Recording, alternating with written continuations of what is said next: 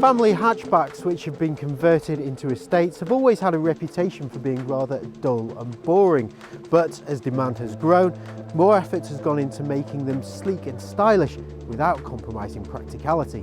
That's where the Peugeot 308 SW comes in. From the outside, it certainly ticks the desirability box.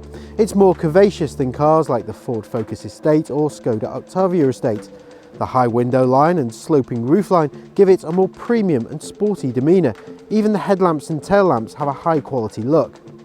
The main reason for going for an estate car is the extra practicality, and if that comes wrapped up in a desirable package, well, that's just a bonus.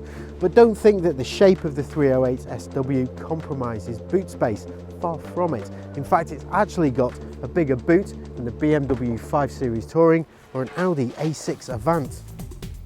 With the back seats up, it has 660 litres of luggage capacity, but if you fold them down, which is a simple operation using this lever, then that expands to 1,775 litres. It gives a nice long flat floor, and with no load lip, getting heavy items in is easy. There's also some neat touches to help with practicality, like these rails which help tie items down, and there's additional storage under the boot.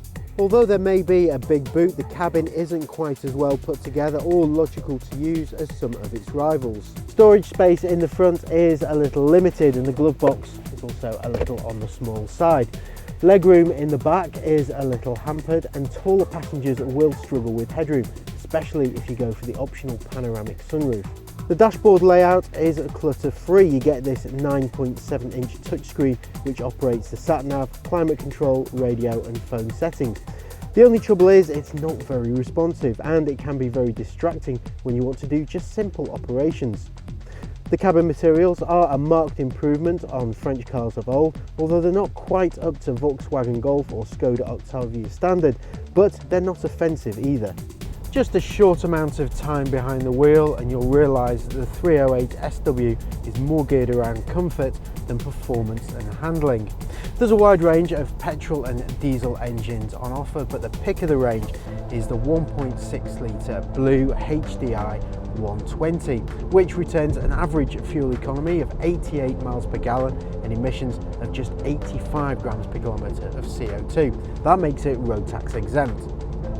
At speed, it cruises nicely and is reassuringly refined. However, it can become wallowy when going around corners at speed. Really, if you want an estate that's more responsive behind the wheel, then you need to look at the Ford Focus Estate or Volkswagen Golf Estate.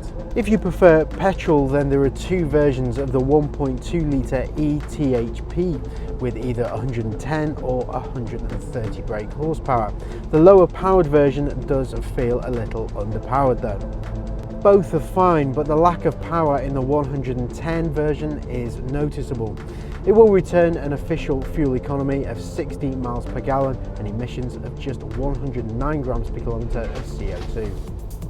The 308 SW is definitely a more premium offering from Peugeot. On the outside, it's stylish. The interior is neat and clutter-free. It's got a huge boot and a range of engines that are economical and refined.